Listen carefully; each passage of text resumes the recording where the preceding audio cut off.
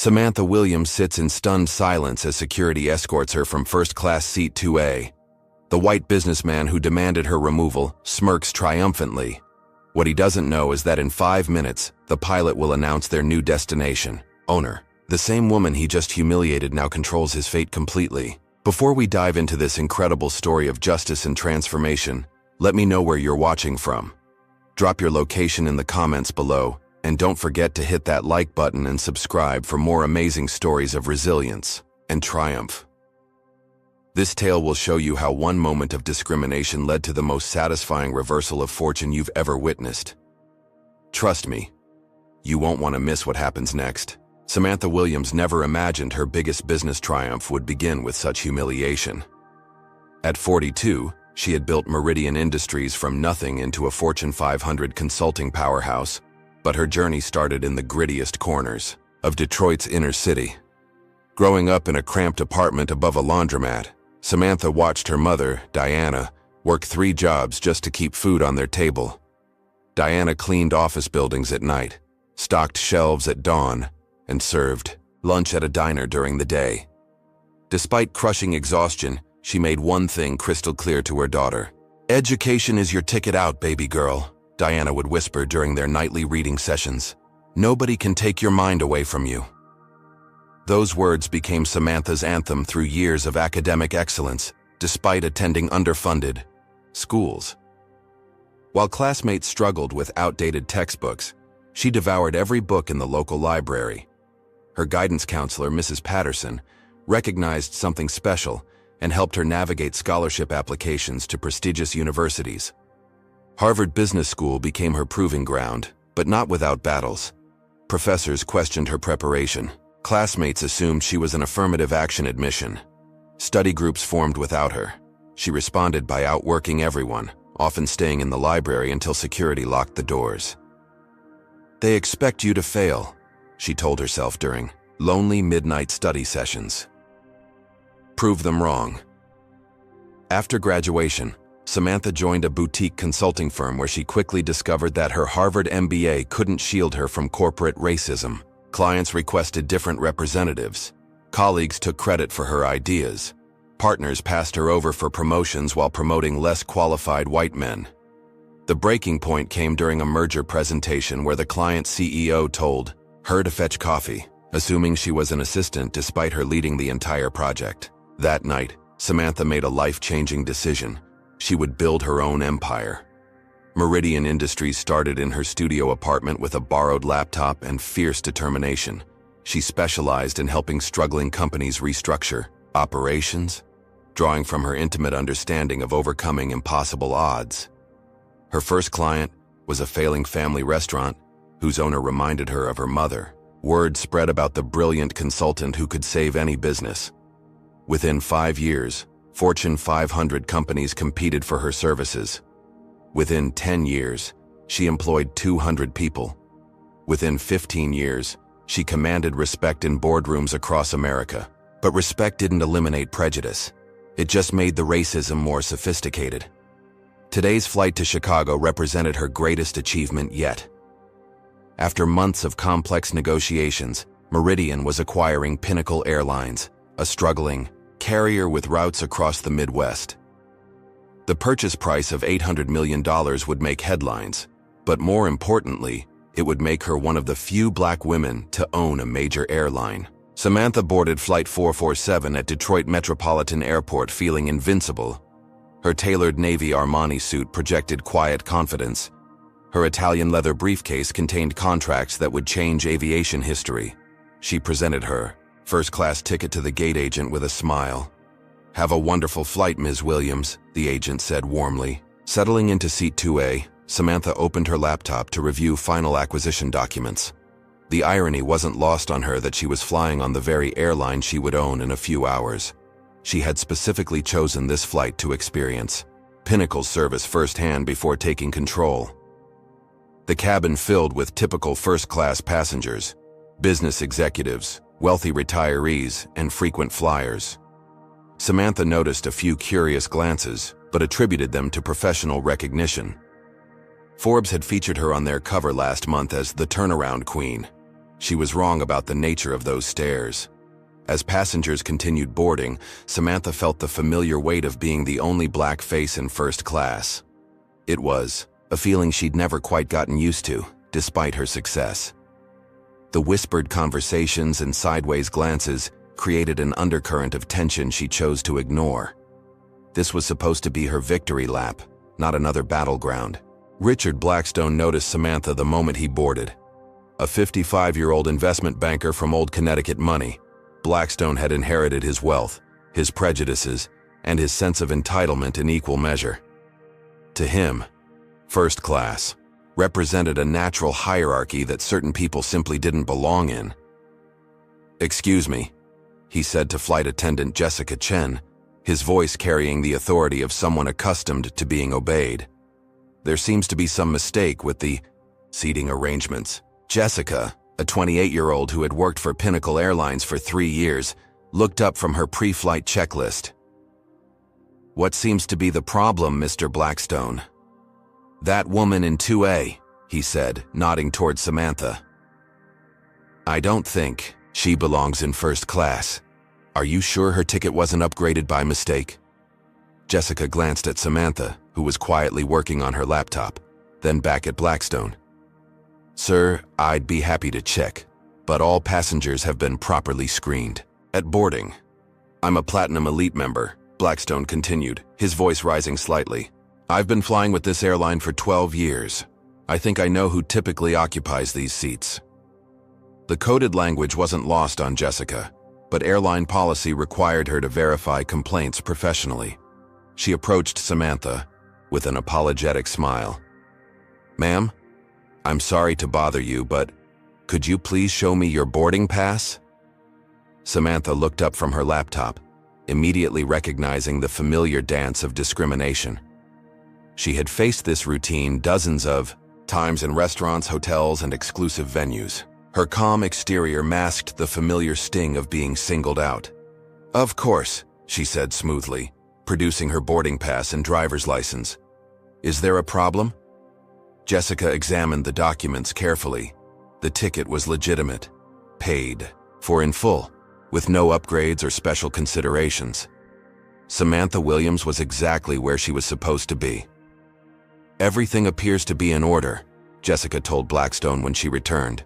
"Ms. Williams has a valid first-class ticket." But Blackstone wasn't satisfied. His complaint had attracted attention from other passengers, and he sensed an opportunity to assert his perceived social dominance. "I find that hard to believe," he said loudly enough for the entire first-class cabin to hear. "People like her don't usually travel in first class unless there's been some kind of error or charity upgrade." The racist undertone was unmistakable now. Conversation stopped. Passengers turned to watch the developing confrontation. Some looked uncomfortable, others nodded in agreement with Blackstone's implications. Samantha felt every eye in the cabin, focused on her. This was the moment she dreaded most about her success. Despite her achievements, her net worth, her influence, she was still reduced to the color of her skin in situations like this. "Sir, I need to ask you to return to your seat," Jessica said, her voice strained. "All passengers have valid tickets." "I want to speak to your supervisor," Blackstone demanded. "I'm not comfortable with this situation, and frankly, neither are other passengers." He gestured around the cabin and several white passengers nodded their support. Margaret Stevens, a retired school teacher from suburban Detroit, whispered, "To her husband, he does have a point. She doesn't look like she belongs here." The mob mentality was forming exactly as Samantha had witnessed throughout her career. Individual prejudice became collective discrimination when people felt empowered by numbers. "I understand your concern, Mr. Blackstone," Jessica said reluctantly. "Let me get my supervisor." Samantha watched this familiar theater unfold with a mixture of rage and resignation. She could fight back, cause a scene, demand justice. But experience had taught her that black women who fought too hard were labeled aggressive, angry, or difficult. The consequences could follow her for years. Instead, she maintained her dignity while documenting everything on her phone. Every face, every word, every discriminatory action would be remembered. She had learned long ago that patience and preparation were more powerful than immediate confrontation. What none of them knew was that their victim was about to become their boss. Supervisor Patricia Wells arrived with the confident stride of someone who had handled countless passenger complaints. At 48, Wells prided herself on maintaining order and keeping customers satisfied, especially high-value frequent flyers, like Blackstone. "What seems to be the issue here?" Wells asked, her tone suggesting she had already decided how this would end. "This passenger," Blackstone said, pointing at Samantha like she was an object rather than a person, "clearly doesn't belong in first class. I suspect there's been an error with her ticketing, and I think other passengers agree with me." Wells glanced at the nodding faces around the cabin, then at Samantha, who sat with quiet dignity despite the humiliating spectacle. The supervisor's decision calculus was simple: one questionable passenger versus multiple complaining customers. "Ma'am, I'm going to need to see your identification and boarding pass again," Wells said to Samantha. "I already showed them to your flight attendant," Samantha replied evenly. "Everything is in order." "I understand, but I need to verify personally."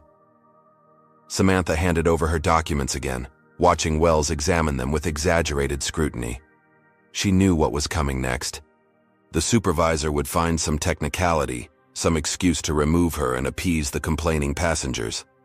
Security Officer Marcus Johnson appeared at Wells's beckoning. As a 35-year-old black man working for airport security, Marcus immediately understood the dynamics at play. He had seen this scenario too many times before. "Marcus, we have a seating dispute that needs resolution," Wells said. "This passenger may need to be relocated." Marcus looked at Samantha's documentation, his jaw tightening as he recognized the injustice unfolding. Her ticket was perfect. Her identification matched. She had every right to that seat. "Ma'am, these documents look valid to me," Marcus said quietly to Wells.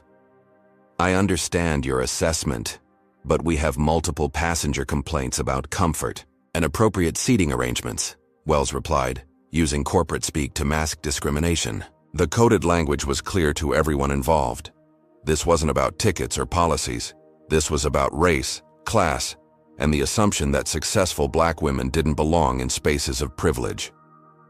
Samantha felt the familiar weight of representing her entire race in this moment. Every eye was watching to see how the angry black woman would respond. Would she cause a scene?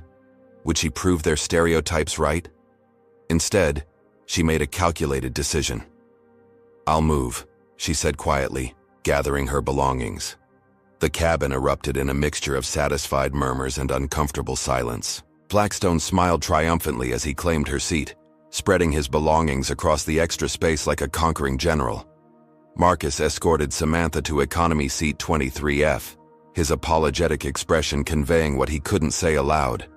"I'm sorry," he whispered as she settled into the cramped middle seat between a crying infant and an overweight businessman. The walk of shame felt endless. Every passenger she passed seemed to stare, some with sympathy, others with satisfaction that the natural order had been restored. Samantha held her head high, but inside she burned with familiar fury. This was why she had built her empire. This was why success mattered, not for the money or recognition, but for moments like this, when dignity was stripped away simply because of skin color. As the plane taxied for takeoff, Samantha pulled out her phone and began documenting everything. Names, faces, badge numbers, exact quotes. She had learned long ago that justice required evidence, and evidence required meticulous preparation. Comment number 1 if you think Samantha should have fought back harder in this moment. And hit that like button if you believe no one should ever face this kind of discrimination. Subscribe for more stories of justice and redemption, because what happens next will absolutely blow your mind. But here's what I need to know. What would you have done in Samantha's position? Would you have caused a scene or maintained dignity, like she did? Let me know in the comments below, and get ready for the most satisfying plot twist you've ever witnessed. While Blackstone celebrated his victory in first class, Samantha's phone buzzed with urgent messages from her legal team.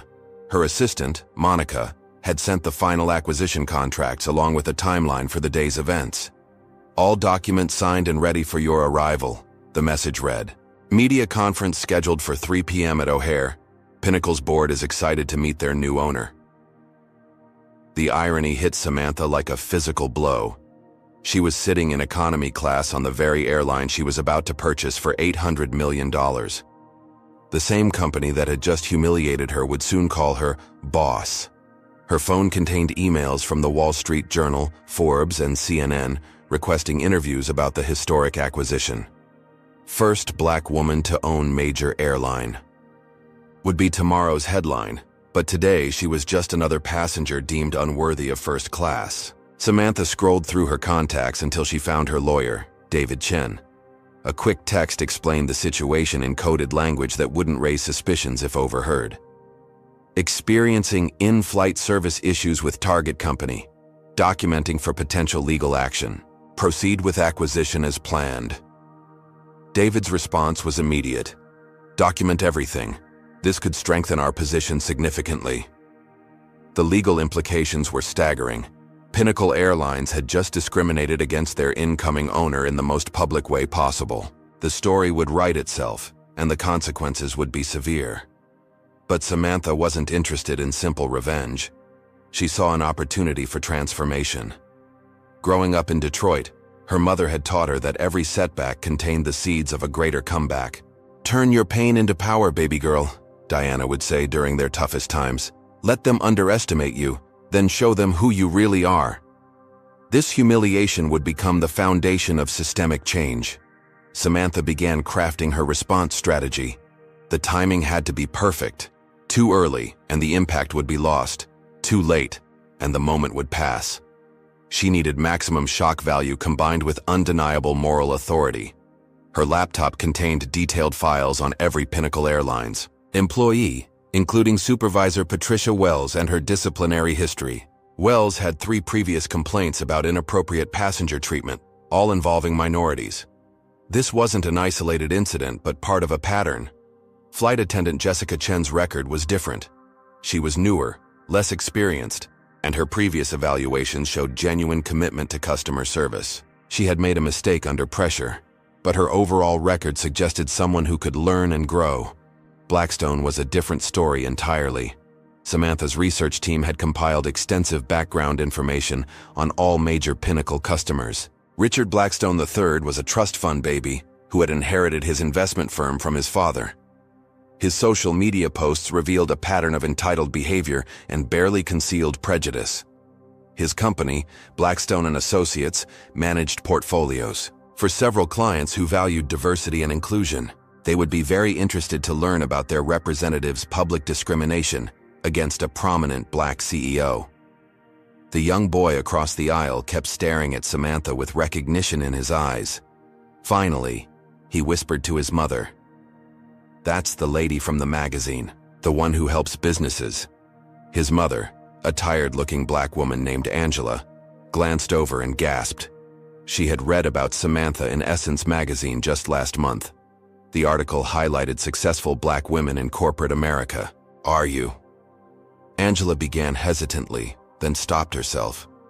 She had witnessed the humiliation in first class and couldn't believe someone would treat such an accomplished woman so poorly. Samantha smiled warmly at the family. "I'm Samantha Williams." "What's your name, young man?" "Marcus," the boy said proudly. "I want to own a business like you someday." "Then you will," Samantha assured him. "Never let anyone tell you that you don't belong somewhere. Promise me that." The boy nodded solemnly, and his mother wiped away tears. This was why Samantha's success mattered beyond personal achievement. She represented possibility for an entire generation of children who needed to see themselves reflected in positions of power. As the plane reached cruising altitude, word began spreading through economy class about the prominent CEO who had been removed from first class. Passengers whispered in amazement and growing anger about the injustice they had witnessed. Margaret Stevens, the retired teacher who had supported Blackstone's complaint, overheard the conversations and began researching Samantha on her phone. Her face grew pale as she discovered exactly who they had humiliated. The mood in economy grew increasingly supportive of Samantha, while first class remained blissfully unaware of the brewing storm. Blackstone continued regaling nearby passengers with stories of his business acumen, completely oblivious to the identity of the woman he had displaced. Samantha used the flight time to finalize her response strategy. This wouldn't just be about personal vindication. She would use this moment to implement sweeping changes in airline industry practices, creating policies that would protect future passengers from similar discrimination. The acquisition would proceed as planned, but the announcement would carry additional weight. Pinnacle Airlines wouldn't just have a new owner. They would have a new mission. Justice was coming, and it would arrive right on schedule. Margaret Stevens couldn't stop staring at her phone screen. The Wikipedia page for Samantha Williams read like a corporate fairy tale. Harvard MBA, Fortune 500 CEO, net worth exceeding $500 million. The same woman she had dismissed as unworthy of first class was featured on the covers of Businessweek, Forbes, and Harvard Business Review. "Henry," she whispered urgently to her husband, showing him her phone. "Do you know who that woman is? The one they moved to economy?" Henry Stevens adjusted his reading glasses and studied the screen. His face went ashen as he recognized the implications. They had just witnessed the public humiliation of one of America's most successful businesswomen. "Good Lord," he muttered. "This is going to be a disaster for the airline." Word spread through economy class like wildfire. Passengers discreetly searched for information about their fellow traveler, each discovery adding to the growing sense of outrage. The woman cramped into seat 23F wasn't just any passenger. She was a corporate titan who had overcome impossible odds to reach the pinnacle of American business. Angela, the young mother sitting with her son Marcus, felt a mixture of pride and fury. Here was the kind of successful black woman she wanted her son to emulate. Yet she had been reduced to racial stereotypes by ignorant passengers and incompetent airline staff. "Mama, why did they move the nice lady?" Marcus asked innocently. Angela struggled to explain institutional racism to her 8-year-old son. "Sometimes people make mistakes based on how others look instead of who they really are," she said carefully. "That's not fair," Marcus replied with the moral clarity of childhood. "No, baby, it's not fair at all." 3 rows ahead, businessman Tom Rodriguez pulled out his phone to text his wife.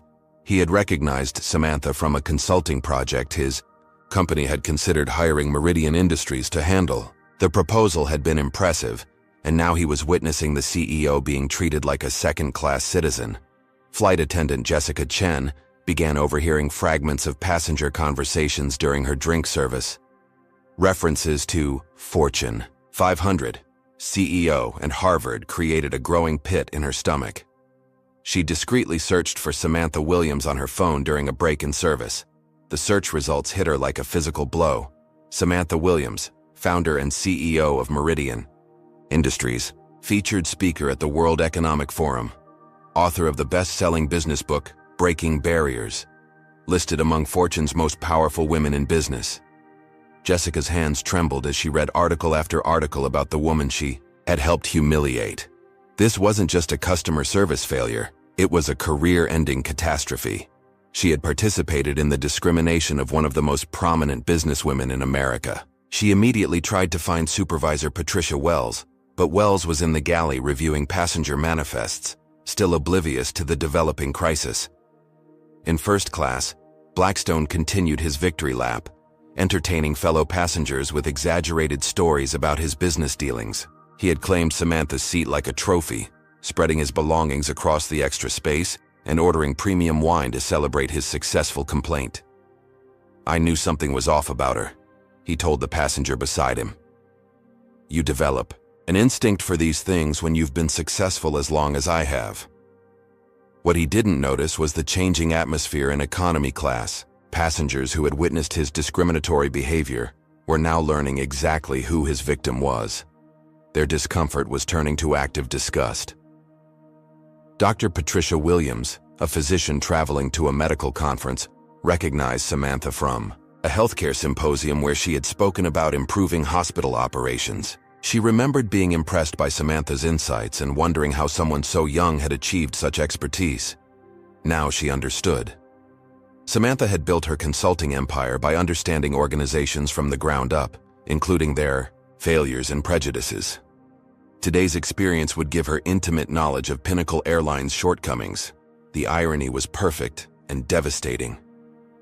Young Marcus continued stealing glances at Samantha throughout the flight. She had become his hero the moment she spoke to him with such kindness and respect. When he grew up, he wanted to be just like her, successful, dignified, and unafraid.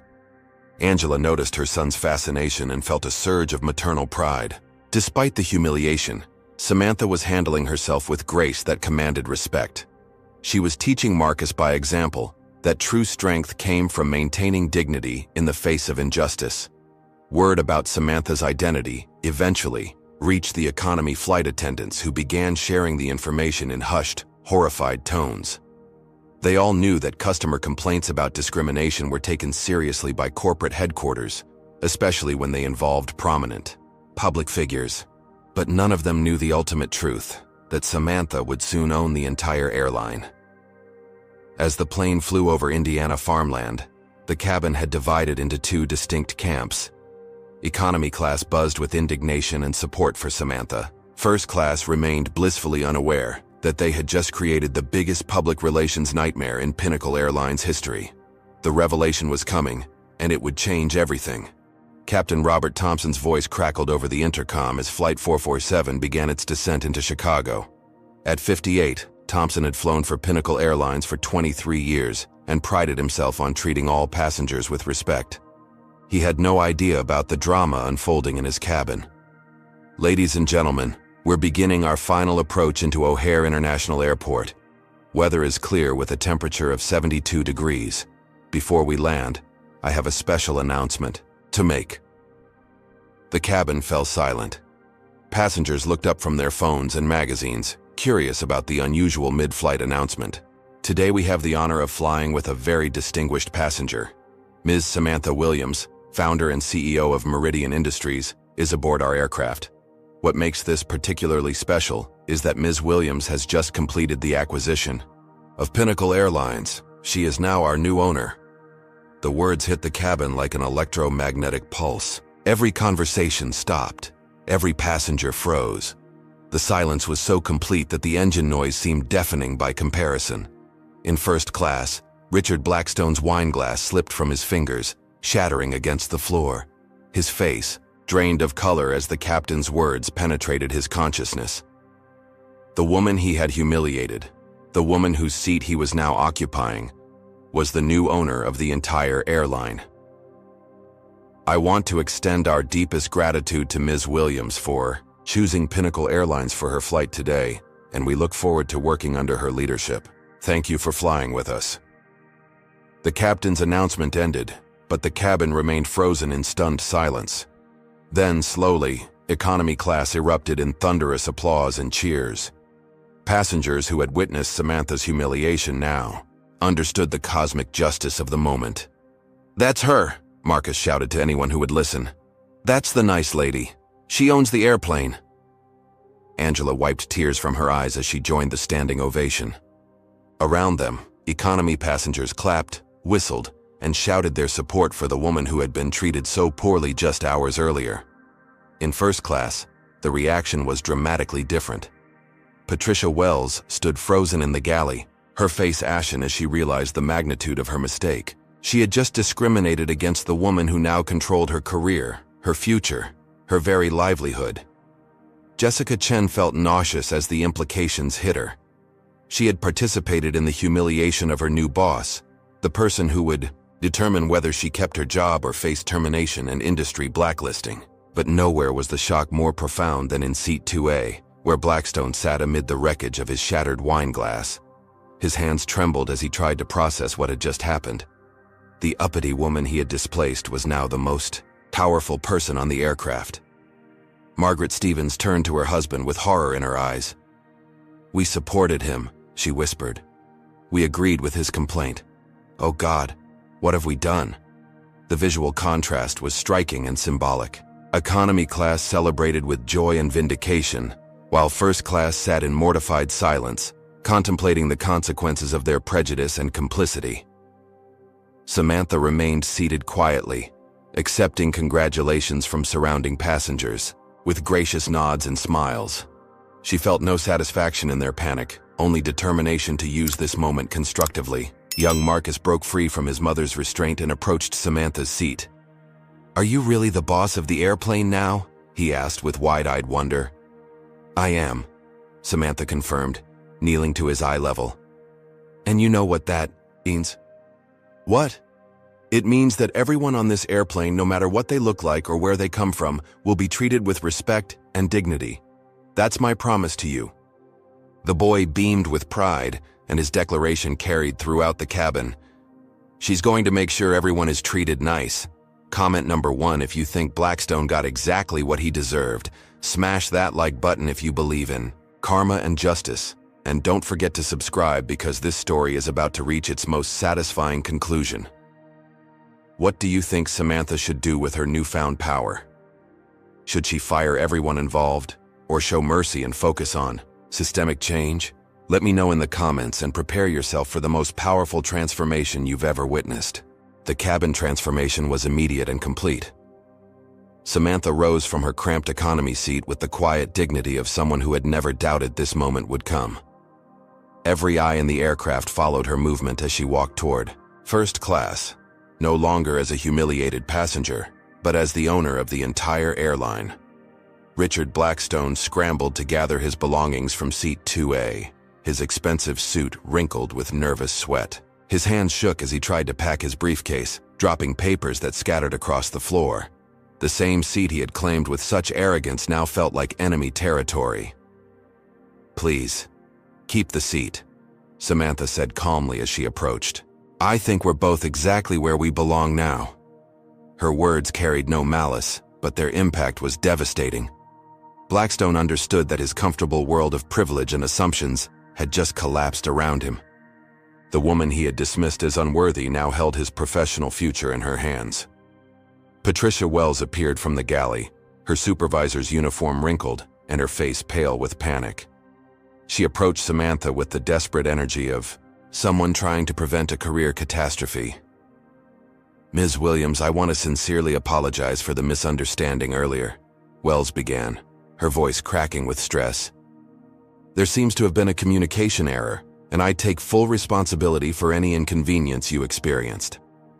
Samantha studied Wells with the analytical eye that had made her a successful CEO.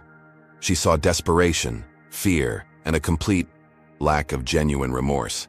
This was damage control, not accountability. "A misunderstanding?" Samantha repeated calmly. "Is that what you call removing a paying first-class passenger based on the racist complaints of other passengers?" The word racist hung in the air like an indictment. Wells stammered, trying to find words that would minimize her liability while avoiding admission of wrongdoing. "I was simply trying to ensure all passengers were comfortable," Wells said, weakly. "All passengers?" Samantha asked. "Or just the white passengers who felt I didn't belong in first class?" The question was rhetorical, and everyone in the cabin knew it.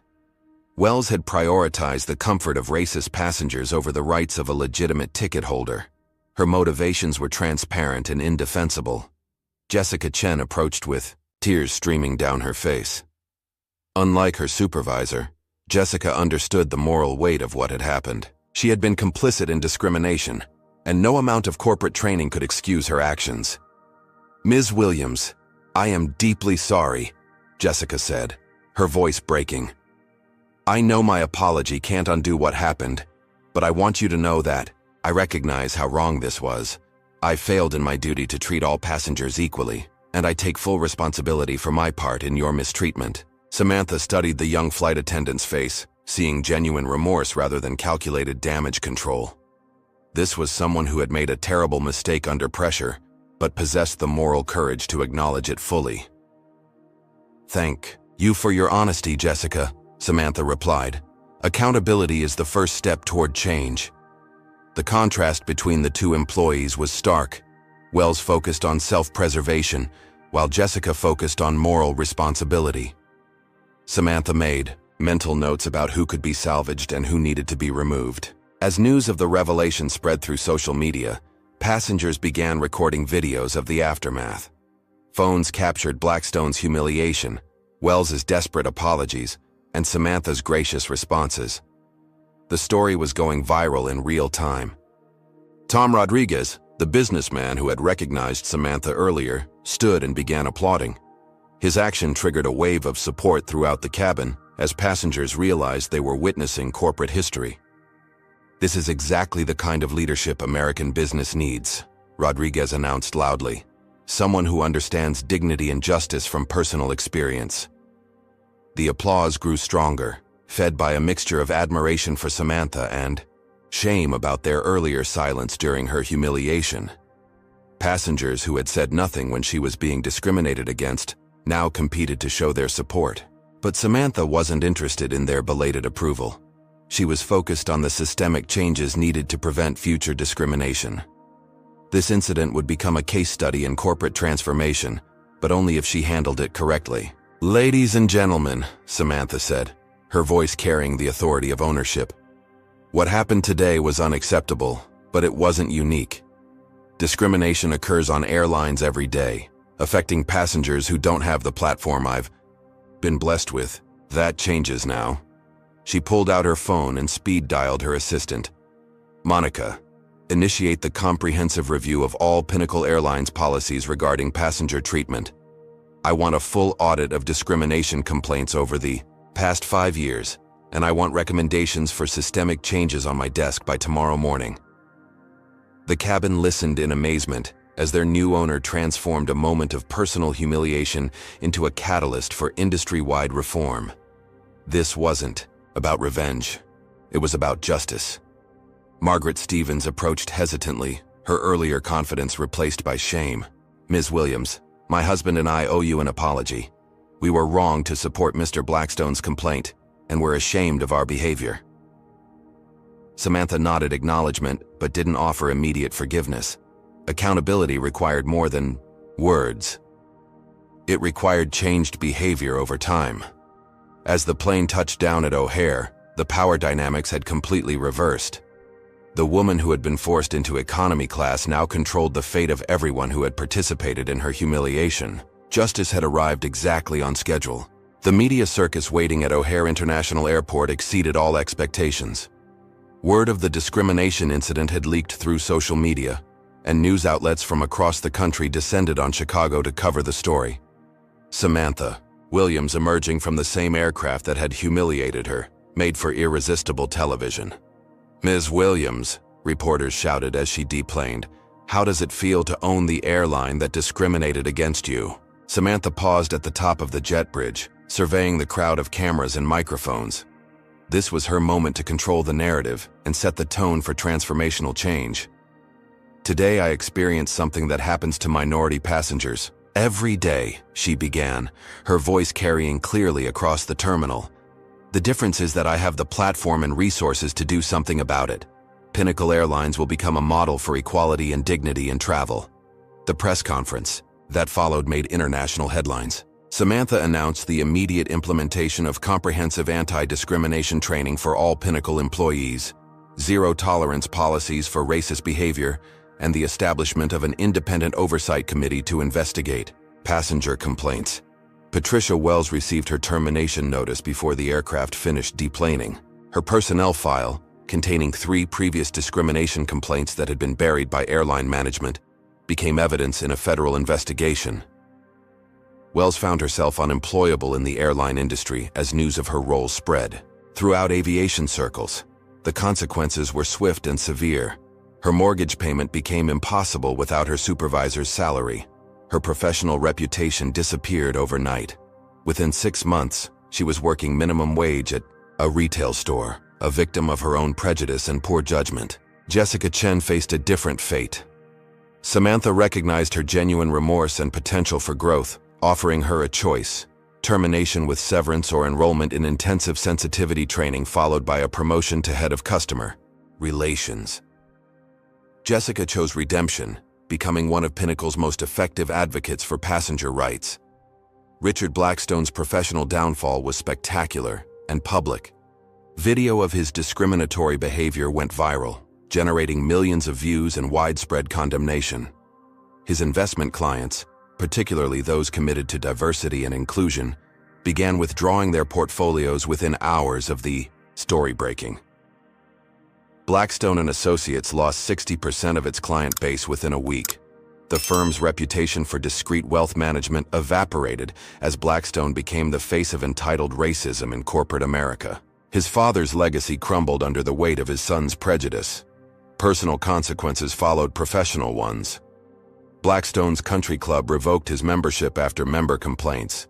His social circle abandoned him as association with his name became toxic. Dating became impossible as background searches revealed his role in the airplane incident. 6 months later, Blackstone filed for personal bankruptcy as legal fees from discrimination lawsuits consumed his remaining assets.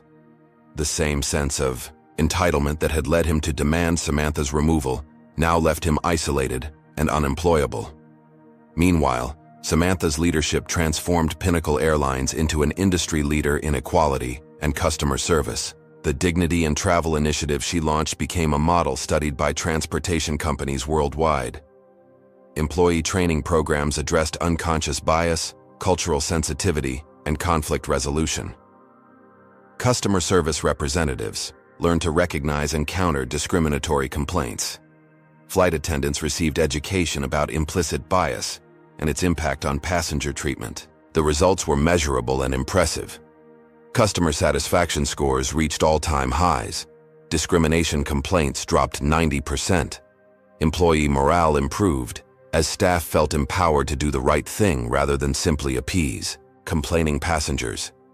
Pinnacle's stock price rose 40% in the 6 months following Samantha's acquisition, driven by improved service ratings and positive media coverage. Investors recognized that diversity and inclusion weren't just moral imperatives, they were profitable business strategies. Young Marcus visited Samantha's corporate headquarters 3 months after the flight, invited as part of an educational program for underprivileged students. He walked through the executive offices with wide-eyed wonder, seeing possibility everywhere. He looked. "I'm going to have an office like this someday," he told Samantha confidently. "I believe you will," she replied, meaning every word. "And when you do, remember to use your success to help others climb the same ladder you did." The scholarship fund Samantha established in her mother's name provided educational opportunities for hundreds of minority students annually. Diana Williams. Scholarships became prestigious awards that opened doors to prestigious universities and promising careers. Industry-wide changes rippled outward from Pinnacle's transformation. Other airlines implemented similar anti-discrimination policies to avoid becoming the next viral scandal. The Federal Aviation Administration updated regulations regarding passenger treatment and discrimination complaints. Senator Elizabeth Warren invited Samantha to testify before Congress about discrimination in transportation. Her testimony led to the Passenger Dignity Act, federal legislation requiring standardized anti-bias training for all transportation industry employees. The young flight attendant who had replaced Jessica's former position sent Samantha a thank you note. "Because of the changes you implemented, I've never had to choose between appeasing racist passengers and doing what's right. Thank you for making my job easier and more meaningful." 6 months after the incident, Samantha reflected on how a moment of humiliation had become the catalyst for her greatest impact. The pain of discrimination had transformed into the power to prevent others from experiencing similar treatment. Her mother Diana's words echoed in her memory. "Turn your pain into power, baby girl." She had done exactly that, creating systemic change that would outlast her own career and protect countless future passengers from discrimination. 1 year after the infamous Flight 447, Samantha Williams stood before the International Air Transport Association, receiving the Humanitarian Leadership Award for her transformation of airline industry practices. The same organization that had once ignored discrimination complaints now celebrated her for making equality a business priority. Pinnacle Airlines had achieved something unprecedented, becoming the most inclusive major airline in America, while also posting record profits. The correlation wasn't coincidental. Companies that treated all customers with dignity and respect earned loyalty that translated directly to revenue. The Dignity and Travel certification program Samantha developed was now implemented by 47 airlines across 6 continents. Flight attendants worldwide learned to recognize and counter discriminatory passenger behavior. Supervisors received training on making decisions based on policy rather than prejudice. Customer service metrics told the story of transformation. Passenger satisfaction scores reached 94%, the highest in Pinnacle's history. Repeat bookings increased 28%, as travelers sought airlines that guaranteed respectful treatment regardless of race, religion, or economic status. Employee satisfaction soared, as staff felt empowered to uphold company values rather than simply appeasing loud complainers. Flight attendants reported feeling proud of their work environment and supported by management when making difficult decisions. Richard Blackstone's fate served as a cautionary tale throughout corporate America. His complete professional and social downfall demonstrated the real consequences of entitled racism in an interconnected world. Business schools used his case study to teach about reputation management and the costs of discrimination. His former investment firm struggled to rebuild its reputation under new management, but the Blackstone name remained toxic in financial circles. The family's century-long legacy in wealth management had been destroyed by one man's prejudice and entitlement. Patricia Wells never recovered from her termination and industry blacklisting. Her career in aviation ended permanently, and she struggled to find employment in any customer service role. Her story became required reading in airline management training programs as an example of how individual bias could destroy professional prospects. Jessica Chen, by contrast, thrived under Samantha's mentorship. Her promotion to head of customer relations led to additional responsibilities and recognition throughout the industry. She spoke at conferences about redemption, accountability, and the importance of learning from mistakes. "Ms. Williams could have ended my career," Jessica often told audiences. "Instead, she gave me the opportunity to become better." That's the difference between punishment and transformation. Young Marcus, now 9 years old, remained in regular contact with Samantha through the mentorship program she established. His academic performance excelled as he worked toward his goal of building his own business empire. The confidence instilled during their airplane conversation continued shaping his ambitions. His mother, Angela, often shared their story at community events, emphasizing how one person's success could inspire an entire generation. When children see people who look like them in positions of power, they understand that those positions are possible for them too. The Diana Williams Scholarship Fund had awarded grants to over 300 students, many of whom were now attending prestigious universities and launching promising careers. Each recipient received not just financial support but mentorship and networking opportunities that multiplied their chances of success. Samantha's autobiography, From Humiliation to Transformation, Building Bridges in Business, became a bestseller and required reading in business schools nationwide. The book detailed her journey from childhood poverty to corporate leadership while addressing systemic barriers faced by minorities in professional settings. The legal settlements from discrimination lawsuits against Pinnacle's former management. Practices funded additional diversity initiatives across the transportation industry. Every dollar paid in damages became investment in preventing future discrimination.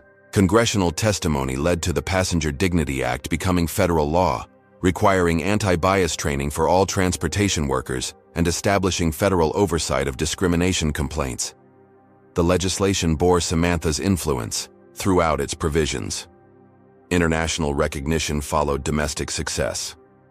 The United Nations invited Samantha to lead a global initiative addressing discrimination in transportation and hospitality industries. Her model spread to countries struggling with their own bias and prejudice challenges. But perhaps the most meaningful recognition came from an unexpected source. Marcus Johnson, the security officer who had reluctantly escorted her from first class, requested a meeting to deliver a personal apology. "I've thought about that day every single day since it happened," he told her. "I knew it was wrong, but I didn't have the courage to stand up. Watching what you've accomplished has inspired me to be better." Marcus had enrolled in business school, using tuition assistance from Pinnacle's employee education program. He planned to pursue a career in human resources, specializing in workplace equality and justice. Samantha's response embodied the grace that had defined her throughout the ordeal. "We all face moments when we must choose between what's easy and what's right. The important thing is learning from those moments and growing stronger." As she concluded her acceptance speech at the Humanitarian Award ceremony, Samantha reflected on the journey from economy seat 23F to international recognition. The humiliation that could have broken her spirit had instead become the foundation for transformational change. Discrimination thrives in silence and isolation, she told the audience. But when we turn our personal pain into purposeful action, we create change that extends far beyond our individual experiences. Every person who travels with dignity because of policy changes we implemented represents a victory over prejudice. The standing ovation that followed wasn't just recognition of her achievements, but acknowledgement of the ongoing work required to create truly equal societies. Samantha understood that lasting change required sustained effort, not just individual success stories. 6 months later, she boarded another Pinnacle Airlines flight, this time greeted by name by flight attendants who understood their responsibility to treat every passenger with respect.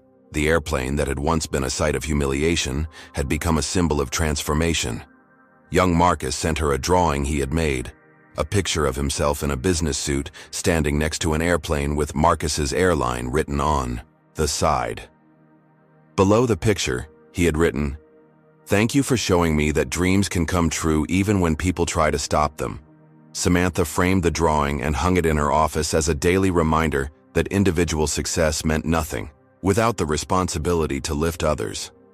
The little boy who had witnessed her humiliation now saw himself as capable of achieving similar heights. The pain of discrimination had indeed become the power of transformation, exactly as her mother had promised decades earlier in their Detroit apartment. But more importantly, that transformation had created opportunities for countless others to rise above their own challenges and barriers. What started as one woman's fight for dignity on an airplane had become a movement for equality throughout an entire industry. And that movement continued growing. One policy change, one trained employee, one inspired child at a time. Samantha Williams's extraordinary journey teaches us that adversity can become our greatest catalyst for positive change. Her experience demonstrates that maintaining dignity under pressure creates more powerful outcomes than reacting with anger or defeat. The story reveals how individual success carries the responsibility to uplift others and create systemic transformation. Most importantly, we learn that discrimination reveals more about the perpetrator than the victim. Blackstone's prejudice destroyed his own legacy, while Samantha's grace elevated her platform for meaningful change. True power lies not in avoiding challenges, but in transforming them into opportunities for justice. The airline industry's transformation proves that inclusive policies benefit everyone. When companies prioritize dignity and respect, they create environments where excellence thrives. Samantha's mother's wisdom rings eternal. Turn your pain into power.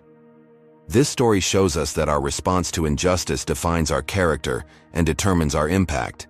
Every setback contains seeds of a greater comeback when we refuse to let others define our worth or limit our potential. What moment in your life could you transform from pain into power like Samantha did? Have you ever witnessed discrimination and wished you had spoken up? Share your thoughts in the comments below about how we can create more inclusive spaces in our daily lives. If this story moved you to believe that justice always finds a way, smash that like button to spread this message of hope and transformation. Subscribe for more inspiring stories that prove dignity and perseverance can overcome any obstacle. And don't forget to share this powerful tale with someone who needs to remember their own strength and worth. Thank you for joining me on this incredible journey from humiliation to triumph. Your support helps these important stories reach people who need to hear them most. May you always remember that your worth cannot be diminished by others' prejudice, and may you find the courage to turn every challenge into an opportunity for positive change. Keep believing in the power of justice, dignity, and the unbreakable human spirit.